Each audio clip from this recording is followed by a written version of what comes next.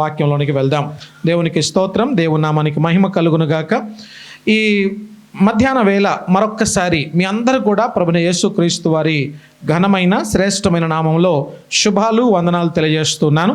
మనం పోయిన వారం అంతా కూడా మరి గారడివాడైనటువంటి సీమోను అనేటటువంటి అంశాన్ని ధ్యానం చేశాం. ఈయన గారడివాడుగా ఉన్నాడు. గారడి విద్య అనేది నేను మీకు చెప్పాను గతంలో. మరి మంత్రాలు, తంత్రాలు, తాయెత్తులు, రకరకాల మరి చిల్లంగి కార్యాలు, వీటన్నిటికీ రకరకాల పేర్లు ఉన్నాయి. సో ఇలాంటి పేర్లు తోటి పిలుచుకుంటూ ఉంటారు. ప్రజల్ని మభ్యపెట్టేవారు కొంతమంది. మభ్యపెట్టడమే కాదు, వారిని భయపెట్టి భయభ్రాంతులకు గురి చేసి వారి దగ్గర నుంచి డబ్బును దండుకునేటటువంటి వారు, దాన్ని వ్యాపారంగా చేసుకున్నటువంటి వారు కూడా లేకపోలేదు సమాజంలో. మరి నా దృష్టికి చాలా సందర్భాలు వచ్చాయి. అయితే అందులో ఒక సందర్భాన్ని నేను గుర్తు చేస్తాను. మా గ్రామానికి చాలా దగ్గరలోనే ఒక గ్రామం ఉంది. ఆ గ్రామం పేరు కానీ వ్యక్తుల పేర్లు కానీ నేను చెప్పడానికి ఇష్టపడట్లేదు. కానీ మరి అతను ఉదయాన్నే లేవగానే, ఎప్పుడైతే అతను ఉదయకాలం లేస్తాడో, ఆయన ఎప్పుడు లేస్తాడా అని ఊరు ప్రజలు ఎదురు చూస్తూ ఉంటారు. కారణం ఏంటంటే ఆయన లేవడంతోనే జాతకాలు చెప్పడం మొదలు పెడతాడు. సో అంతమంది ఆయన దగ్గరికి మరి భక్తులు అంటే బారులు తీరి లైన్స్గా నిలబడి ఆయన కోసం ఎదురు చూస్తూ ఉంటారు. ఇలాంటి వ్యక్తులు సమాజంలో ఎంతోమంది లేకపోలేదు. దాన్ని వృత్తిగా ఎంచుకున్నటువంటి వారు, దాన్ని పనిగా పెట్టుకున్నటువంటి వారు సమాజంలో లేకపోలేదు. ఇక ఈరోజు వాక్య భాగంలో నుండి 8వ అధ్యాయం అపోస్తుల కార్యముల గ్రంథం, అపోస్తుల కార్యములు 8వ అధ్యాయంలో నుండి మనం చదువుకుంటూ వస్తున్నాం. 21వ వచనాన్ని నేను ముందుగా చదువుతున్నాను. 8వ అధ్యాయము 21వ వచనం. ఎవరైనా మైక్ దగ్గర పెట్టుకొని చదవగలిగితే దయచేసి వారికి కూడా వెల్కమ్.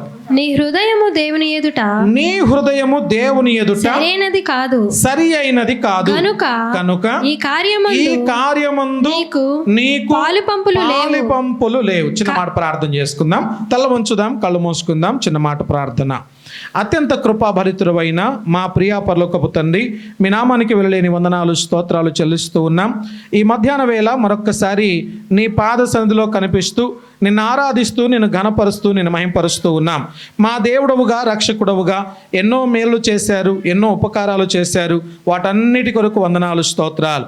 ఈ సమయమందు నీ వాక్యము చేత నీ దాసుడు నిలబడి ఉంటుండగా, ఆత్మదేవ, నీవు నీ స్వాధీనంలో ఉంచి రావలసిన ప్రతి మాట, ఎదుగు మాట్లాడాల్సిన ప్రతి మాట నీ దాసుని నోట ఉంచి మీరు మాట్లాడమని ప్రార్థన చేస్తున్నాను.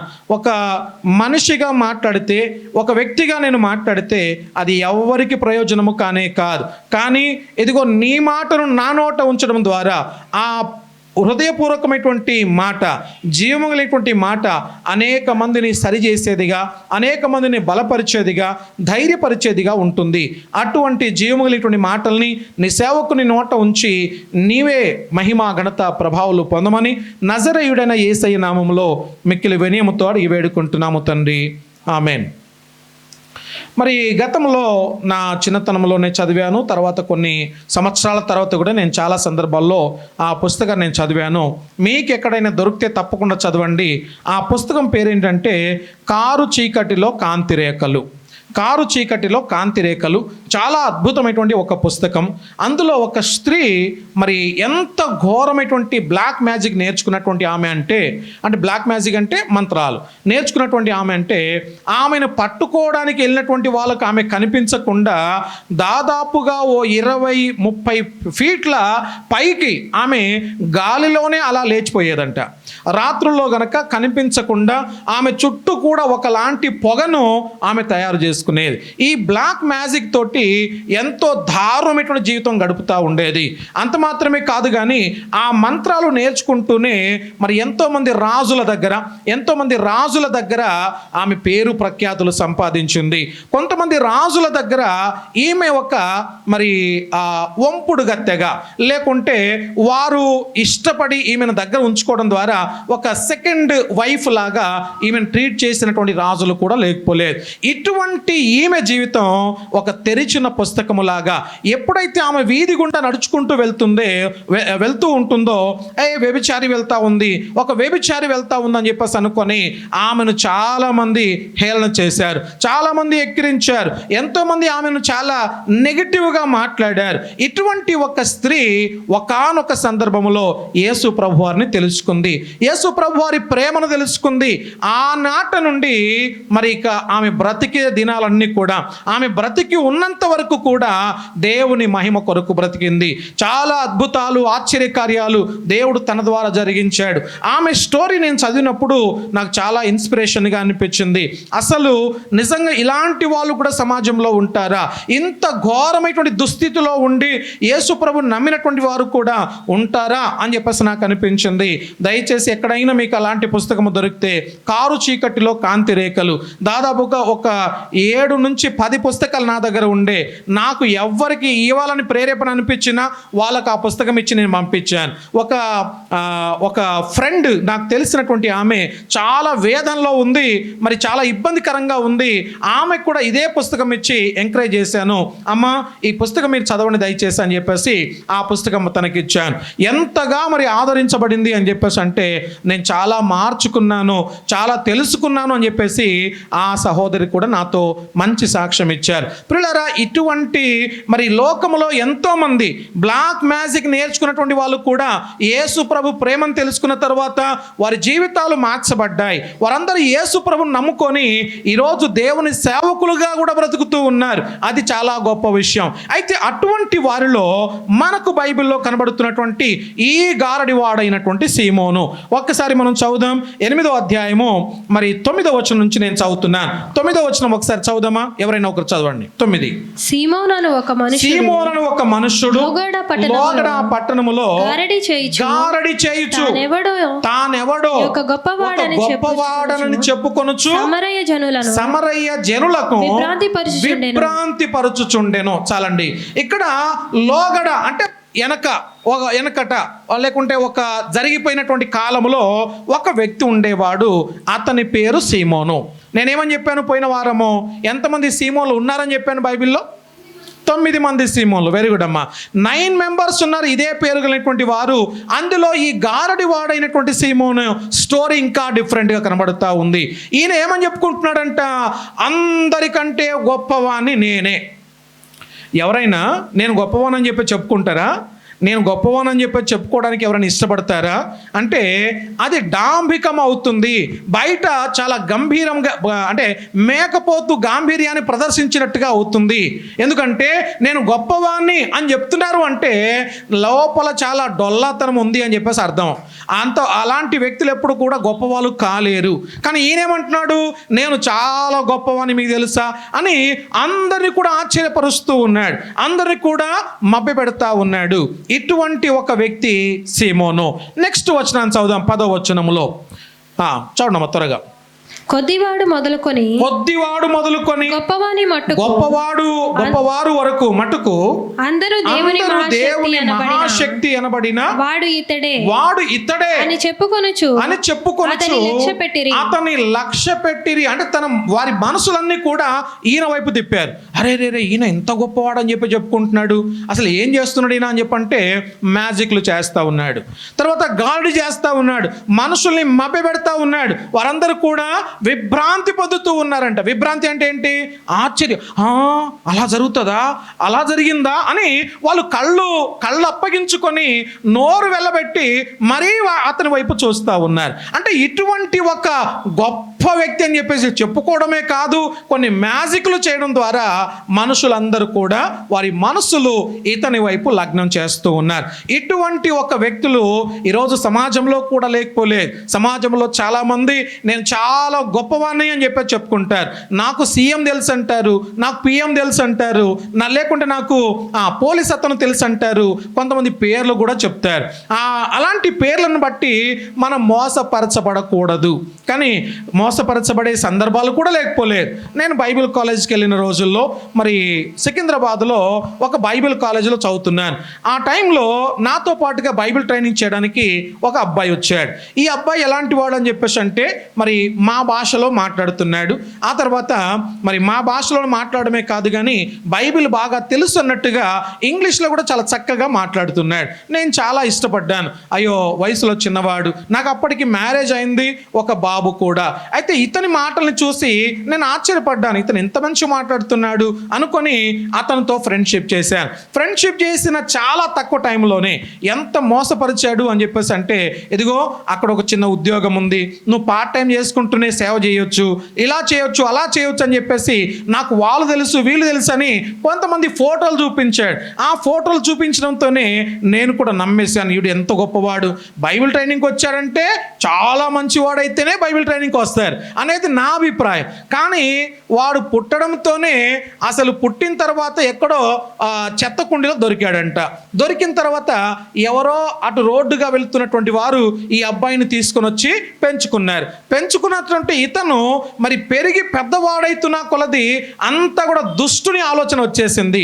ఎవరిని మోసపరుద్దాం, ఎవరిని నాశనం చేద్దాం అనుకొని ఇటువంటి దుష్ట ఆలోచనలో మరి ఇతను పెరిగాడు. అటువంటి వాడు గనక నన్ను మోసపరచడానికి అతను మరి పూనుకున్నాడు. పిల్లలారా గమనించండి, సమాజంలో తల్లిదండ్రులైనటువంటి వారు పిల్లల్ని సరైనటువంటి రీతిగా పెంచకపోతే, ఈ మధ్యలో మీకు చాలా బాగా తెలిసినటువంటి ఒక సంఘటన కూకట్పల్లి సంఘటన.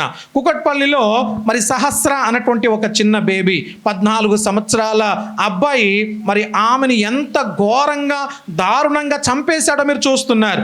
14 పోట్లు ఇక్కడ ఒక్క దగ్గరే ఆ మెడ దగ్గరే 14 పోట్లు పొడిచాడు. ఆ తర్వాత 7 పోట్లు కత్తితోటి ఆ శరీరం మొత్తం కూడా పొడిచేశాడు. ఇంత దారుణానికి ఒడిగట్టాడు. అసలు ఈయన బ్యాక్గ్రౌండ్ ఏంటి అని చెప్పేసి పోలీసులు అంతా ఆరా తీస్తూ ఉంటే ఓటీటీలో చూసి మరి కొన్ని క్రైమ్ సీన్స్ చూసి కొన్ని జరిగినటువంటి మరి యథార్థమైనటువంటి ఘటనలో నేను ఏ విధంగా తప్పించుకోవాలి, గ్యాస్ తోటి ఏ విధంగా దాన్ని కట్ చేయాలి, దొంగతనం ఎలా చేయాలి అనేటటువంటి ఈ కోణములో నిజానికి బ్యాట్ అని చెప్పేసి ఒక ఆడుకునేటటువంటి క్రికెట్ బ్యాట్ కోసం వెళ్ళాడని మరి కొంతమంది చెప్తున్నారు. కొంతమంది దొంగతనం కోసం వెళ్ళాడు 80,000 అని చెప్పేసి కొంతమంది చెప్తున్నారు. ఏదేమైనప్పటికీ కూడా ఈయన స్టోరీని ఒక్కసారి వెనకకెళ్ళి చూస్తే మరి తల్లిదండ్రులను మోసపరిచినటువంటి వాడుగా ఉన్నాడు. అంటే చిన్నతనంలో నుండే ఈయన దాదాపుగా నెల క్రిందటే రాసుకున్నాడంట. ఏమని, ఏం చేయాలి, దొంగతనం చేసేటప్పుడు ఫస్ట్ నేను ఎలా ఎంటర్ కావాలి, వెళ్ళగానే ఫస్ట్ ఏం చేయాలి, ఆ గ్యాస్ని ఎలా కట్ చేయాలి, మళ్ళీ అక్కడ నుంచి ఎలా తప్పించుకోవాలి, ఇవన్నీ కూడా ప్లాన్ ప్రకారంగా ప్రీ ప్లాన్డ్గా అతను ప్లాన్ చేసుకొని మరి ఆ యొక్క దారుణానికి ఒడిగట్టినట్టుగా మనం చూస్తూ ఉన్నాం. పిల్లరా, సమాజంలో ఇటువంటి వ్యక్తులు చాలామంది ఉన్నారు. అయితే వారి మనస్సులో దుష్టుడంతా కూడా పనిచేసి సమాజాన్ని మోసం చేయడమే కాదు కానీ ఈవెన్ కన్నటువంటి తల్లిదండ్రులకు కూడా వీరు ఆయాసకరంగా వేదనకరంగా మారిపోయారు. ఇటువంటి వాళ్ళ గురించి తస్మత్ జాగ్రత్త పడాల్సిందే. అందుకనే బైబిల్ చెప్తా ఉంది, ఒకసారి 10వ వచనంలో చూడండి. ఆయన ఎంత గొప్పవాడు అని చెప్పేసి అంటే, ఈయన గొప్పవాడు అని చెప్పేసి నమ్మడమే కాదు కానీ దేవుని మహాశక్తి అనబడిన వాడు ఇతడే. ఏమంట, దేవుని మహాశక్తి. అసలు ఈయన మామూలు వ్యక్తి కాదు, దేవుని మహాశక్తిగా ఈయన కిందికి దిగి వచ్చాడు అని అందరూ నమ్ముతూ ఉన్నారు. ఎంత దారుణం కదా. అసలు మామూలుగా మనిషి విభ్రాంతి నొందుతున్నారు, ఇతను చేసే పనులను బట్టి చాలా ఆశ్చర్యపడ్డారంటే అంతవరకు ఓకే. కానీ దేవుని మహాశక్తి ఈయనే అని చెప్పేసి నమ్మడం అనేది ఎంత ఆశ్చర్యకరం, ఎంత మరి ఆలోచింపదగినటువంటి విషయం. కాబట్టి ప్రియులారా, ఇటువంటి వారు సమాజంలో ఉన్నారు. ఇక 11వ వచనం ఒకసారి చదువుదాం. అతడు బహుకాలము గారడీలు చేయుచు వారిని అందరినీ కూడా విభ్రాంతి పరుస్తూ వచ్చాడు. బహుకాలం వరకు చేశాడు. 12. అయితే ఫిలిప్పు దేవుని రాజ్యము గూర్చియు యేసుక్రీస్తు నామమును గూర్చియు సువార్త ప్రకటించుచుండగా వారతని నమ్మి పురుషులను స్త్రీలను బాప్తిస్మము పొందిరి. అంటే ఈ సువార్త విన్నటువంటి వాళ్ళలో ఎవరెవరు ఉన్నారు అని చెప్పేసి అంటే ఇతను కూడా ఉన్నాడు. సువార్తను విన్నాడు, నమ్మాడు. వాళ్ళందరూ కూడా బాప్తిస్మాలు పొందారు. వారందరూ కూడా బాప్తిస్మాలు తీసుకున్నారు. ఏమని ప్రకటించాడంట? ఫిలిప్పు వచ్చి, దేవుని సేవకుడైనటువంటి ఫిలిప్పు వచ్చి దేవుని రాజ్యం గురించి ప్రకటించాడు, యేసు ప్రభు నామం గురించి ప్రకటించాడు. దేవుని రాజ్యము సమీపించి ఉన్నది, మారు మనసు పొందండి, పాప క్షమాపణ నిమిత్తము ప్రతి ఒక్కరు కూడా బాప్తిసం పొంది దేవుని మహిమ కొరకు బ్రతకండి. ఇదే కదా సువార్త. ఈ సువార్తను మరి బాప్తిసం ఇచ్చే యోహాను ప్రకటించాడు. ప్రభుని యేసుక్రీస్తు వారు కూడా తన రాజ్యం గురించి ప్రకటించుకున్నాడు. అంత మాత్రమే కాదు, ఫిలిప్పు కూడా అదే మాట మాట్లాడుతున్నాడు. దేవుని రాజ్యము సమీపిస్తూ ఉంది, సిద్ధపడండి, మారు మనసు నిజంగా పొందండి. ఈరోజు మారు మనసు అంటే అందరూ అనుకుంటున్నారు చర్చికి వచ్చి కానుకలు ఇచ్చేస్తే మారు మనసు వచ్చేసినట్టే, చర్చికి వచ్చి బాప్తిసం తీసుకున్నామంటే మారు మనసు పొందినట్టే, బయటికి వెళ్ళిన తర్వాత మన ఇష్టానుసారంగా జీవించవచ్చు. ఇది కాదు ప్రియులారా. నిజంగా మారు మనసు ఎలాంటిది అని చెప్పేసి అంటే ప్రతి విషయంలో మారాలి. ప్రతి విషయంలో కూడా ఏదైనా ఒక పని చేస్తున్నావంటే ఈ పని దేవునికి మహిమ వస్తుందా రావట్లేదా, ఈ పని ద్వారా నా దేవుడు మహిమ పొందుతాడా లేదా అని మనం చూడాలి. అప్పుడు మాత్రమే ఆ పని మనం పూనుకోవాలి. అంతే తప్ప ఒక పని మనము అనాలోచనగా, ఆలోచన లేకుండా ఏదో ఒక విధంగా చేసేయడము కాదు. దేవునికి మహిమ వచ్చే పనులు మాత్రమే చేయడానికి పూనుకోవాలి. కాబట్టి ఇతను గారడి వాడైనటువంటి సీమోను ఎటువంటి రీతిగా దేవుని నమ్ముకుంటున్నాడో చూడండి. దేవుని రాజ్యం గురించి విన్నాడు, యేసు ప్రభు నామం గురించి విన్నాడు. మీకు తెలుసు కదా, అపోస్తుల కార్యములు 4వ అధ్యాయం 12వ వచనంలో ఒకసారి చదువుదాం. యేసు ప్రభు వారి నామము ఎంత గొప్పదో మనకు అక్కడ అర్థమవుతుంది. అపోస్తుల కార్యములు 4వ అధ్యాయం 12వ వచనం. మరి ఎవరి వలనను రక్షణ కలగదు, ఈ నామము వలనే మనము రక్షణ పొందవలెనని గాని ఆకాశము క్రింద ఉన్న మనుషులలో ఇయ్యబడిన మరి ఏ నామము రక్షణ పొందలేము. దేవునికి స్తోత్రం. హల్లెలూయా. చేతులు చెప్దాం ఒకసారి, హల్లెలూయా. ఇక్కడ చూడండి, యేసు ప్రభువారి నామములో తప్ప మరి ఏ నామములో కూడా రక్షణ అనేది లేదు. రక్షణ అంటే మాటకు అర్థం ఏంటంటే శిక్ష నుండి తప్పించుకోవడం, నరకాన్ని తప్పించుకోవడానికి ఒకే ఒక్క నామం ఉంది. ఆ నామము ప్రభువైన యేసుక్రీస్తు వారిది. ఆ నామములో నుండి తప్ప మనకు రక్షణ అనేది దొరకదు. ఇక ఏ నామములో కూడా లేదు అంటే ఆ నామం ఈ నామం అని మీరు పేరు చెప్పాల్సిన పని లేదు. ఏ నామాన్ని కూడా మనం పెట్టలేము యేసు ప్రభువారి నామానికి ఈక్వల్గా. కాబట్టి అటువంటి ఉన్నతమైనటువంటి నామము ప్రభువైన యేసుక్రీస్తు వారి నామం. ఆ నామం వలన మాత్రమే దయ్యాలు ఎల్లగొట్టబడతాయి. ఆ నామం వలన మాత్రమే మరి అద్భుతాలు, ఆశ్చర్యకార్యాలు, సూచక్రియలు జరుగుతూ ఉన్నాయి. నేటికి కూడా ఆ నామాన్ని బట్టే యేసు ప్రభుని నమ్ముకొని అనేక మంది యేసయ్య మహిమ కొరకు బ్రతుకుతూ ఉన్నారు. దేవునికి మహిమ కలుగునుగాక.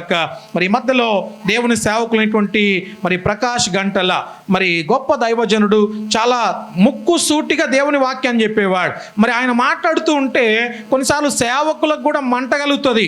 నేను ఇలా చేస్తున్నాను, ఈ మాట మాట్లాడుతున్నాను, మరి ఈ మాట ద్వారా అవతల సేవకుడు బాధపడతాడేమో. లేదు, అదంతా కాదు. ఉన్నది ఉన్నట్టుగా మరి ఎంత కుండ బదలు కొట్టేవాడు అంటే ఉన్నట్టుగా దేవుని వాక్యాన్ని చెప్పడానికి ఇష్టపడేవాడు. మరి అలాంటి ఒక దేవుని సేవకుడు తన నోట నుంచి చెప్పినటువంటి మాట ఏంటంటే, మరి ఒకవేళ క్యాన్సర్ పోయిందంటే ఒక హైందవ సహోదరుడు సంతోషపడతాడు, ఒక ముస్లిం సహోదరుడు సంతోషపడతాడు, ఒక క్రైస్తవ సహోదరుడు కూడా ఇష్టపడతాడు, అంటే సంతోషపడతాడు. మరి వీళ్ళందరూ సంతోషపడతారు. మరి క్రైస్తవునికి ఉన్నటువంటి గొప్పతనం ఏంటి అని అడిగాడు ఆయన. క్రైస్తవునికి ఉన్నటువంటి గొప్పతనం ఏంటి అంటే అందరూ హ్యాపీ అవుతారు క్యాన్సర్ పోయింది అనగానే. కానీ క్రైస్తవుల్లో ఉన్నటువంటి గొప్పతనం ఏంటో తెలుసా? లోపల సమస్యను పెట్టుకొని, లోపల జబ్బును పెట్టుకొని బయట నవ్వుతూ ఆ సమస్యను ఎదుర్కొంటూ ఉంటాడు చూడండి. అది ఒక్క క్రైస్తవునికి మాత్రమే సాధ్యం. దేవునికి స్తోత్రం. హల్లెలూయా. ఎంత గొప్ప విషయం కదా. 25 సంవత్సరాలు ఈ మాట చెప్పేటప్పుడు ఆయన 20 సంవత్సరాలు, ఆయన చనిపోయేటప్పటికి 33 సంవత్సరాలు ఆ కిడ్నీ సమస్యతోనే బాధపడ్డాడు. ఆ కిడ్నీ సమస్యతో బాధపడుతూనే 33 ఇయర్స్ దాన్ని భరించుకుంటూనే ఆయన చనిపోయాడు. ప్రియులారా, ఆయన ఎప్పుడైనా వాక్యం చెప్తున్నప్పుడు నవ్వకుండా చెప్పడం నేను గమనించలేదు. ప్రతి మాట చాలా అద్భుతంగా మాట్లాడతాడు. ఆ మాటలో మధ్యలో ఓ చిన్న చిరునవ్వు తప్పకుండా ఉండేది. అది అందరికీ సాధ్యం కాదు. అది దేవుని సేవకులు నిజంగా దేవుని మాట ప్రకటించేవారు ఎంత పౌరుషంగా ప్రకటిస్తున్నా కానీ దేవుని మాటను ప్రేమతో ప్రకటించడం చాలా ఇంపార్టెంట్. అయితే ఇక్కడ మనం చూస్తూ ఉన్నాము ఇతని జీవితంలో ఎటువంటి మరి అద్భుతం జరిగిందో. ఒకటేమో దేవుని రాజ్యము గురించి విన్నాడు, రెండోదేమో యేసయ్య నామం గురించి ఆయన విన్నాడు. దేవుని రాజ్యము, యేసయ్య నామము, ఈ రెండింటిని బట్టి ఆయన రక్షణలోనికి వచ్చాడు. రక్షించబడమే కాదు, ఇప్పుడు బాప్తీసం కూడా తీసుకున్నారు. ఆ ప్రాంత సమరయ్య ప్రజలు చాలా మంది యేసుక్రీస్తు ప్రభు వారిని సొంత రక్షకుడుగా వారందరూ అంగీకరించారు. ఇప్పుడు మనం చదువుదాం 2వ వచనం. అయితే ఫిలిప్పు దేవుని రాజ్యమును గూర్చియు యేసుక్రీస్తు నామమును గూర్చియు సువార్త ప్రకటించుచుండగా వారు అతని నమ్మి పురుషులను స్త్రీలను బాప్తిస్మము పొందిరి. అప్పుడు సీమోను కూడా బాప్తిస్మము పొంది ఫిలిప్పును ఎడబాయకుండి సూచక క్రియలను అద్భుతములను జరుగుట చూచి విభ్రాంతి నొందెను. ముందు మనం ఏం చదువుకున్నాము? ఈయన సూచక క్రియలు చూసి చాలా మంది విభ్రాంతి నొందారు. 9వ వచనములో చాలా మంది ఈయన చేసే మరి గారడీ విషయాలు చూసి, ఆ గారడీ పనులు చూసి చాలా మంది విభ్రాంతి నొందారు. కానీ ఇప్పుడు ఏం జరుగుతుంది? ఫిలిప్పు చేసేటటువంటి కార్యాలు చూసి, ఫిలిప్పును దేవుడు వాడుకుంటున్న కార్యాలను చూసి మరి ఇతను విభ్రాంతి నొందుతూ ఉన్నాడు. ఈయన షాక్లో ఉన్నాడు. అయ్యా, ఎలా జరుగుతుంది, అలా ఎలా జరిగింది, ఎలా సాధ్యమైంది ఇది అని ఆయన షాక్లో ఉన్నాడు. అటువంటి గొప్ప కార్యాలు మరి ఫిలిప్పు ద్వారా దేవుడు జరిగించాడు. అయితే పిల్లరా 14వ వచనం చదవడమ్మా. నెక్స్ట్. సమరయ వారు దేవుని వాక్యం అంగీకరించిరని యెరూషలేములోని అపోస్తలులు విని పేతురును యోహానును వారి యొద్దకు పంపిరి. వీరు వచ్చి వారు పరిశుద్ధాత్మను పొందవలెనని వారి కొరకు ప్రార్థన చేసి అంతకుముందు వారిలో ఎవని మీదను ఆయన దిగి ఉండలేదు. వారు ప్రభువైన యేసు నామమున బాప్తిస్మము మాత్రము పొంది ఉన్నారు. చూడండి, మరి పూర్తి రక్షణ మారు మనసు లేకపోవడం, పూర్తి అంటే సరైనటువంటి రక్షణ మారు మనసు వారిలో కలగకపోవడం. రక్షించబడ్డారు, యేసు ప్రభుని నమ్మారు, కానీ పరిశుద్ధాత్మ దేవుడు ఎవరో తెలియదు.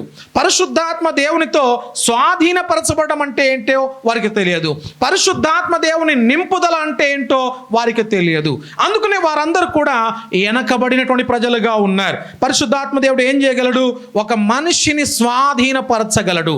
ఒక మనిషిని తన స్వాధీనంలో ఉంచుకొని జరిగించకూడనటువంటి పనులు జరిగించడు. ఇది నువ్వు చేయకూడదు, ఇక్కడ నువ్వు వెళ్ళకూడదు, అది చూడకూడదు అని చేపించేవాడు పరిశుద్ధాత్మ దేవుడు. ఈరోజు ఈ ప్రశ్న ఇక్కడ ఉన్నటువంటి వారందరూ కూడా నేను వేస్తూ ఉన్నాను. ఇంతకు మీరు పరిశుద్ధాత్మ దేవునితో నింపబడుతున్నారా? ప్రతిరోజు పరిశుద్ధాత్మ దేవునితో నింపబడడం, ప్రతిరోజు పరిశుద్ధాత్మ దేవునితో నింపబడిన ప్రతిసారి కూడా తప్పు చేయడానికి భయపడతాం. యవనస్తులు ప్రత్యేకంగా బయట తిరుగుతూ ఉంటారు. వారి నోటికి కళ్ళం అనేది ఉండదు, వారి నోటికి హద్దు అనేది కనిపించదు. ఎంత మాట నోటికి వస్తే అంత పెద్ద మాట అనేస్తూ ఉంటారు. ఇది మరి జోకులు, సరసోక్తులు, రకరకాల ముచ్చట్లతోటి అవతల వ్యక్తిని నవ్వించాలని, అవతల వ్యక్తిని సంతోషపరచడం కొరకు రకరకాల మాట్లాడేస్తూ ఉంటాం. ఒకవేళ పరిశుద్ధాత్మ దేవునితో నింపబడిన వ్యక్తివైతే నీ మాట, నీ ప్రవర్తన, నీ క్రియ, నీ చూపు, నీ తలంపులన్నీ కూడా ఆయన స్వాధీనంలో ఉంటాయి. హల్లెలూయా, దేవునికి స్తోత్రం. కాబట్టి ప్రియులారా, పరిశుద్ధాత్మ దేవునితో నింపబడినటువంటి విషయము వారికి తెలియదు. అటువంటి అనుభవం వారికి లేదు.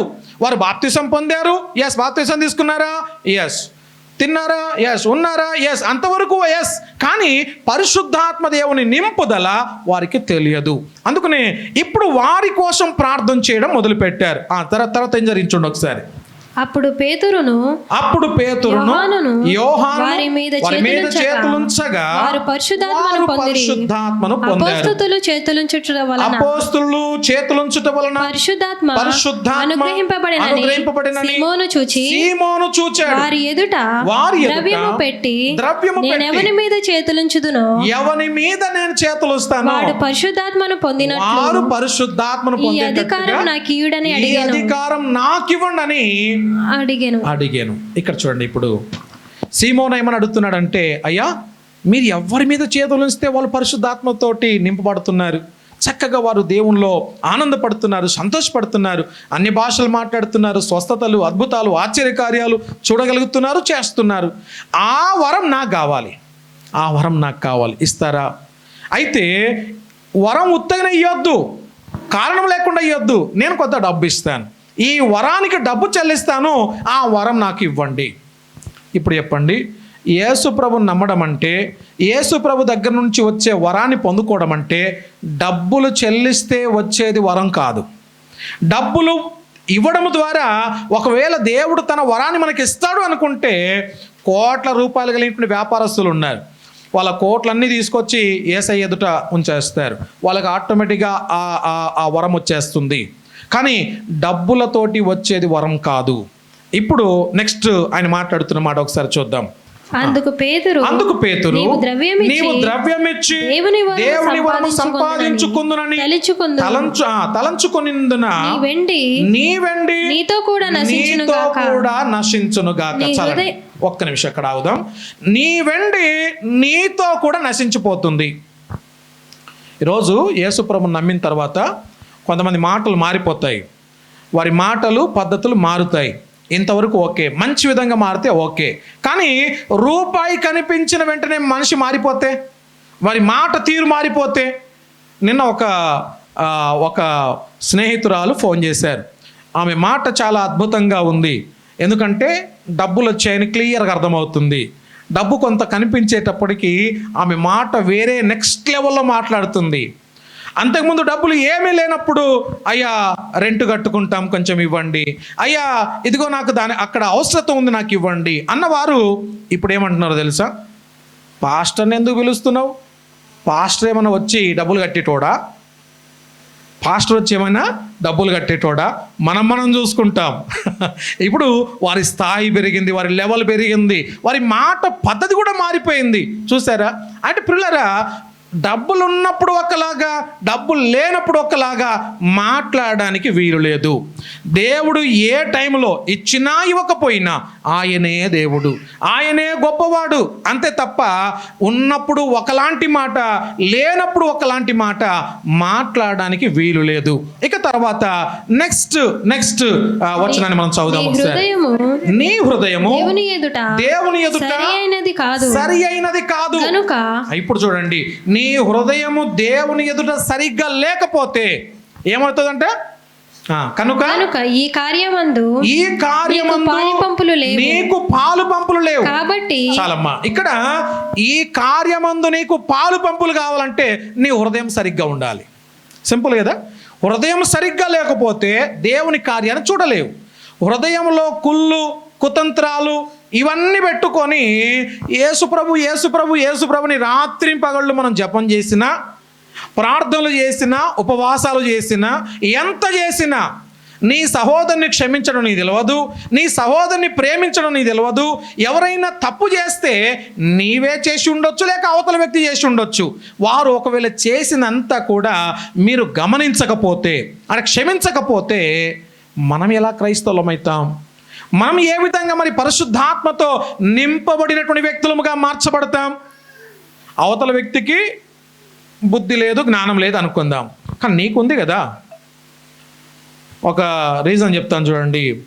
ప్రతిసారి ఒకరు చెప్తున్నారు, నాకు ప్రైజ్ లాడ్ చెప్పట్లేదు, నాకు ప్రైజ్ లాడ్ చెప్పట్లేదు. చర్చిలో ఉన్నవారు నాకు ప్రైజ్ లాడ్ చెప్పట్లేదు. నీకు ప్రైజ్ లాడ్ వాళ్ళు చెప్పడం కాదు, నువ్వే ప్రైజ్ లాడ్ చెప్పు. ఇప్పుడు నువ్వు ప్రైజ్ లాడ్ చెప్పడం ద్వారా కిరీటం ఏమైనా పడిపోతుందా? పరిపోవుగా. నీ కిరీటం నీకే ఉంటుంది. అంత మాత్రమే కాదు, ఈయన ఇంత గొప్పోడై ఉండి కూడా నాకు ప్రైజ్ లాడ్ చెప్తున్నాడు అని నెక్స్ట్ టైం నుంచి వాళ్ళు ఏం చేస్తారు? నువ్వు కనిపించగానే చేతులెత్తి ప్రైజ్ లాడ్ అని వాళ్ళు చెప్తారు. ఏం తప్పు లేదు. ప్రైజ్ లార్డ్ ముందు ఎవరు చెప్తే వాళ్ళు గొప్పోళ్ళు తెలుసా మీకు? ఎవరు ముందు క్షమిస్తే వాళ్ళు గొప్పవాళ్ళు, ఎవరు ముందు ప్రేమిస్తే వాళ్ళు గొప్పవాళ్ళు. నేను గతంలో ఈ మాట కూడా చెప్పాను, భార్య భర్తల మధ్యలో సమస్య వస్తే ఎవరు ముందు పలకరిస్తారో వాళ్ళు చాలా గొప్పవాళ్ళు. ఎవరు ముందు పలకరిస్తారో. సమస్య అందరికి వస్తుంది, ఎవరికి రాదు చెప్పండి? ప్రతి ఒక్క వ్యక్తికి వస్తుంది. భార్య భర్తల మధ్యలో వస్తుంది, అన్నదమ్ముల మధ్యలో వస్తుంది, అందరి మధ్యలో సమస్యలు వస్తాయి. అయితే ఎవరు ముందుగా పలకరిస్తారో వారు పరిశుద్ధాత్మ దేవునితో నింపబడిన వారు. అంతే తప్ప లోపల పెట్టుకొని నాకు ప్రైజ్ లార్డ్ చెప్పలేదు, నా వైపు ఇలా చూశారు, నా వైపు అలా చూశారు అని రకరకాల కారణాలు ఎత్తుకొని మనం పట్టుకున్నాం అనుకోండి, ప్రపంచంలో ఎక్కడ కూడా నువ్వు నిలబడలేవు, ప్రపంచంలో ఎక్కడ నువ్వు ఉండలేవు. నువ్వు ఎవరితో కలవడానికి కాదు కదా, ఫస్ట్ ఆఫ్ ఆల్ నీ ఇంట్లో నువ్వు ఉండడానికి కూడా నీకు సరైనటువంటి ఆ అడ్జస్ట్మెంట్ అనేది నీకు ఉండదు. అందరితోటి ప్రశాంతంగా ఉండాలి. పోయినప్పుడు ఏం తీసుకెళ్తాం? ఏం తీసుకెళ్ళాం? No doubt at all. అందరితో ప్రశాంతంగా జీవించడం నేర్చుకుందాం. నేను చెప్పాను కదా ఇప్పుడు దాకా ఆరాధనలో, నా స్నేహితుడు ఈరోజు మరి వారు దేవుని సన్నిధికి చేరినటువంటి దినం. గత రాత్రి నేను నా ఫ్రెండ్ కుమార్ ఇద్దరు మాట్లాడుకుంటున్నాం ఫోన్లో. మాట్లాడుతూ మా ఇద్దరి మధ్యలో సంభాషణ ఎలా జరిగింది. అతను నాకే మంచి ఫ్రెండ్ అని నేను అనుకుంటాను, నాకే మంచి ఫ్రెండ్ అని అవతల వ్యక్తి అనుకుంటాడు. తర్వాత చాలామంది చెప్పారు నాకే మంచి ఫ్రెండ్ అని, అవతల వ్యక్తులు కూడా చాలామంది చెప్పారు. అంటే ఈయన నిజానికి ఎవరికి ఫ్రెండ్? అందరితో అంత మంచిగా ఆ రిలేషన్షిప్ మెయింటైన్ చేస్తాడు. అందుకనే ఆయన శత్రువులు లేనటువంటి వ్యక్తిగా ఉంటాడు. అందుకనే ఆయన ఒక మంచి ఫ్రెండ్ అందరికీ. అందుకనే ప్రియులారా, చనిపోయినప్పుడు ఏది తీసుకొని పోమో, ఏది మోసుకొని పోవు, అందుకనే అందరితో సమాధానం కలిగి ఉండు. మనిషిని చూడగానే మొహం తిప్పడం, మనిషిని చూడగా అని చెప్పేసి అనుకొని మూతి ముడుచుకొని పక్కకి వెళ్ళిపోవడం, ఇవి చేయడం ద్వారా దేవుని నామానికి అవమానం తీసుకొస్తున్నావు. నువ్వు మాట్లాడుతున్నావు, నీ మాట బాగుంది, డబ్బులు లేనప్పుడు ఒకలాగా మాట్లాడావు, అది నువ్వు గుర్తుపెట్టుకోవాలి, మర్చిపోవద్దు.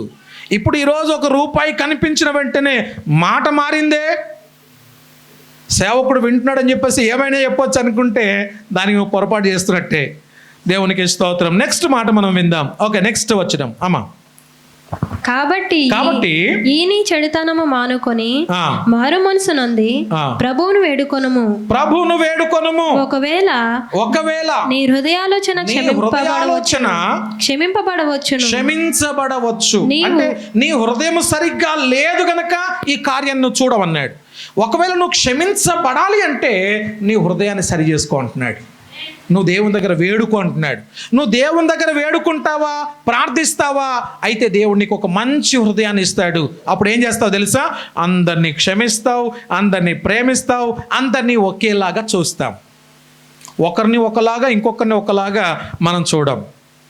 మా హాస్టల్లో చదువుకునేటప్పుడు మరి నా సీనియర్ ఒక అన్న ఉంటుండే. అన్నం వడ్డించే వ్యక్తి దగ్గర ఆయన చాలా జాగ్రత్త ఇలా చూస్తుండే అనమాట. ఏ రోజైతే ప్రత్యేకంగా నాన్ వెజ్ ఉంటుందో, మాంసం ఉంటుందో, ఆ రోజు ప్రత్యేకంగా ఆ గంట వైపు చూస్తుంటుండే. ఆయనకు 10 ముక్కలు వేసినావు, నాకు 4 ముక్కలు వేసినావు, అట్లెట్లా వేసినావు, కొట్లాట అయితే అనమాట. ఆ జోకుల్లోనే నడుస్తూ ఉంటుంది. ఎందుకు ఈ మాట చెప్తున్నానంటే గమనించండి, మనం అందరితో సమాధానంగా ఉండడం అనేది చాలా ఇంపార్టెంట్. ఇతని హృదయం సరిగ్గా లేదు, దేవుని వరాన్ని కోరుకుంటున్నాడు. ఇతని హృదయం సరిగ్గా లేదు, నేను భక్తిపరుని అంటున్నాడు. ఇతని హృదయం సరిగ్గా లేదు, నేను బాప్తిసం పొందిన అంటున్నాడు. ఇతని హృదయం సరిగ్గా లేదు, అయినా కానీ దేవుని వరాలు నాకు వచ్చేయాలి, నేను ఎవరి మీద చేతులు ఉంచితే వాళ్ళందరూ పరిశుద్ధాత్మ దేవునితో మరి నింపబడాలని కోరుకుంటున్నాడు. ఎంత ఘోరమైనటువంటి ఆలోచన. నెక్స్ట్ వచ్చిన చదువుదాం సిస్టర్. నీవు ఘోర దుష్టత్వములోను దుర్నీతి బంధకాలతో ఉన్నట్టు నాకు కనబడుచున్నది అని చెప్పాను. ఇది దేవుని సేవకులకు అర్థమైన విషయం ఏంటో తెలుసా? అయ్యా, నువ్వు ఘోరమైనటువంటి దుర్నీతితో ఉన్నావు. దుర్నీతి తర్వాత ఇంకా నెక్స్ట్ ఏమన్నాడు? దుష్టత్వములో నువ్వు ఉన్నావు. ఇంకా నేను ఈ వరాన్ని తెచ్చుకుంటే ఇంకా నెక్స్ట్ బిజినెస్ చేసుకోవచ్చు, ఇంకా పెద్ద బిజినెస్ చాలామంది రావచ్చు, వాళ్ళందరికీ నేను ఇంకా కొత్త గారడీలు చేసి చూపించవచ్చు అని వేరే దుష్టత్వపు ఆలోచన కలిగి ఉన్నావు. ఇది నీకు తగదు. నీ హృదయం దేవుని సన్నిధిలో సరిగ్గా లేదు, అందుకనే నీవు దేవుని వరాన్ని పొందలేకపోతున్నావు. ఈరోజు దేవుని వరాన్ని పొందాలనుకుంటే నీ హృదయం సరిగ్గా ఉండాలి. ఇక చివరి మాట 24, 23, 24, 23-4 చదవడము. నీవు ఘోరమైన దుష్టత్వములో దుర్నీతి బంధకములోను ఉన్నట్లు నాకు కనబడుచున్నదని చెప్పెను. అందుకు సీమోను మీరు చెప్పిన వాటిలో ఏదియు నా మీదికి రాకుండా మీరే నా కొరకు ప్రభును వేడుకొనమని చెప్పాను. ఏమంటున్నాడు ఇప్పుడు? అయ్యా, దుష్టత్వంలో ఉన్ననో దుర్మార్గతలో ఉన్ననో కానీ అవన్నీ నా మీద రాకుండా ఇప్పుడు ప్రార్థన చేయను. ఆయన ఎవరు చెప్తారు చెప్పండి? మంచి మనసు కలిగిన వాళ్లకు అర్థమవుతుంది. బ్రదర్, నువ్వు తప్పులో ఉన్నావు, మార్చుకో అంటే వెంటనే ఆ వ్యక్తి ఏమనుకుంటాడు? అరే, నా తప్పును నాకు సేవకుడు ఎత్తి చూపించాడు, వెంటనే నేను మార్చుకోవాలి, ఇప్పుడు నా కోసం ప్రార్థన చేయయ్యా అంటాడు. ఒకవేళ మార్చుకోలేనటువంటి మనసు కలిగినటువంటి వాడు అనుకోండి, అసలు నువ్వేంటి నాకు చెప్పడం? వచ్చేసా మాట, నువ్వేంటి నాకు చెప్పడం? నేను ఎలానైనా బ్రతుకుతాను, నా ఇష్టం వచ్చినట్టు నేను జీవిస్తాను, నువ్వేంటి నాకు చెప్పడం? ఆగ, నువ్వే దిగొచ్చినావు నాకు చెప్పడానికి, నువ్వే వచ్చినావయ్యా నన్ను సరి చేయడానికి అని మనం చాలా చులకనగా చూస్తాం. పిల్లరా, ఈ మాటలు వింటున్నప్పుడు మనకు ఒక విషయం అర్థం కావాలి. నీ సమస్య, నీ ఇబ్బంది, నీ లోపం దేవుడు నీతో సేవకుని ద్వారా మాట్లాడుతున్నప్పుడు నా లోపల ఏముందో నువ్వు సరిగ్గా గుర్తించగలిగితే నువ్వు మారు మనసు పొందుతావు. నిజమైన మారు మనసు పశ్చాత్తాపముతో కూడింది. దేవా, నన్ను క్షమించు లార్డ్, ఈ పొరపాట్లో ఉన్నాను, ఈ తప్పులో నేను జీవిస్తున్నాను, నన్ను క్షమించు అని హృదయపూర్వకమైనటువంటి పశ్చాత్తాపముతో కూడినటువంటి మనస్సే నిజమైన మారు మనస్సు. తలలు వంచుదాం, కళ్ళు మూసుకుందాం, చిన్న మాట ప్రార్థన చేసుకుందాం. ఇంతకు దేవుని రాజ్యాన్ని నమ్మావా? ఆయన నామాన్ని మరి నమ్ముతూ ఉన్నావా? ఆయన నామం పైన ఆధారపడి జీవిస్తున్నావా? ఈ నామం వలననే తప్ప మరి ఏ నామం వలన కూడా మనకు రక్షణ కలగదు. ప్రార్థన చేసుకుందాం. దేవా, నాతో మాట్లాడిన ఈ మాటలన్నిటిని బట్టి నీకు కృతజ్ఞతలు చెల్లిస్తున్నాను అంటూ హృదయపూర్వకంగా దేవునికి ఒక మాట ప్రార్థన చేద్దాం. లార్డ్, థ్యాంక్ యూ దేవా, నీకు వందనాలు ప్రభువా. ఈ మధ్యాహ్న వేళ ఇదిగో నీ సేవకుని నోట ఉంచిన ప్రతి మాటను బట్టి గారడి వాడైనటువంటి సీమోను తన జీవితంలో ఇదిగో ప్రార్థన అవసరతగా తన బలహీనతలన్నీ కూడా నీ సేవకుల ఎదుట ఒప్పుకుంటూ సరి చేసుకుంటూ ఏ విధంగా అయితే ప్రభు తనను తాను అప్పగించుకున్నాడో నీకు అటువంటి అప్పగింత, అటువంటి మనస్సు మా అందరి లోపల కలిగించేమని ప్రార్థన చేస్తున్నాను. పరమ తండ్రి, నీకు వందనాలు. ఒకప్పుడు మీకు దూరస్తులము, ఒకప్పుడు మేము పాపములో జీవించేవారం, ఒకప్పుడు దేవుడు అంటే ఎరగనటువంటి ప్రజలం మేము. అటువంటి మమ్మల్ని ప్రభువా నీ కృప చేత రక్షించారు, నీ దయ చేత రక్షించుకున్నారు, నీ సేవకునిగా నిలబెట్టారు అయ్యా, నీ బిడ్డలుగా మార్చుకున్నారు. మా ప్రతి పాపమును నీ రక్తములో కడిగినందుకు నీకు స్తోత్రములు చెల్లిస్తూ ఉన్నాం.